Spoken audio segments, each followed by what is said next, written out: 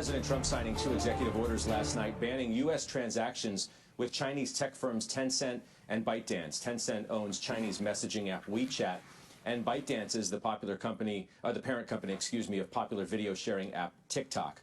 The WeChat order says the app captures info from users that could be accessed by the Chinese Communist Party. The TikTok order was similar and said it could be used for disinformation campaigns by China. The orders would effectively ban the app in the United States, taking effect in 45 days. The orders say Commerce Secretary Wilbur Ross shall identify the transactions that will be subjected to the prohibition. Microsoft announced Sunday it is in talks to acquire TikTok's business in the U.S.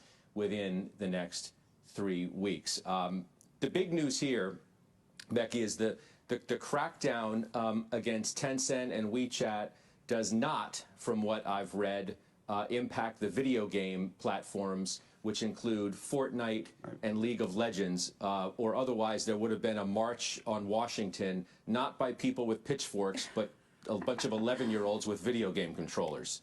So rest easy. It's all good.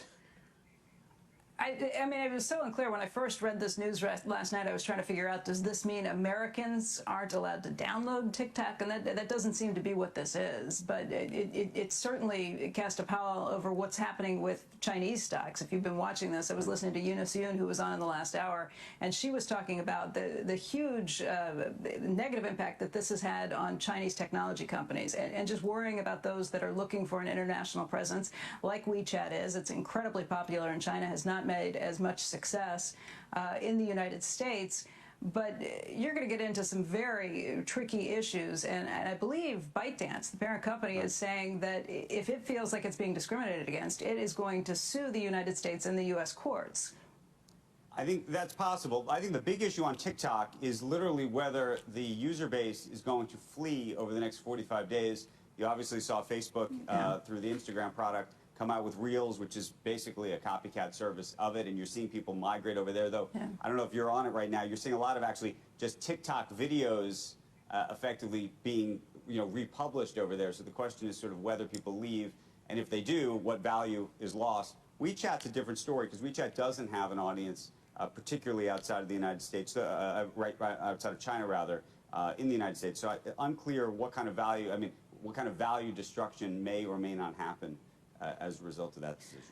I can't imagine around the table at the negotiations, and Andrew, I know you've spoken to people who are sitting around that table. What does this mean in terms of how you try and put a valuation on any of it? It was one thing when the president said he wanted a cut of it.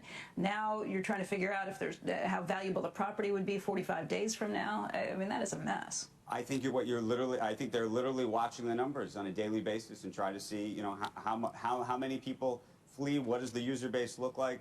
Does it change? I think within 45 days, if they can instill enough confidence in the business, and the president has made comments that have been positive about the Microsoft transaction, that maybe you hold on to those customers. So I don't know. It's going to be fascinating to watch.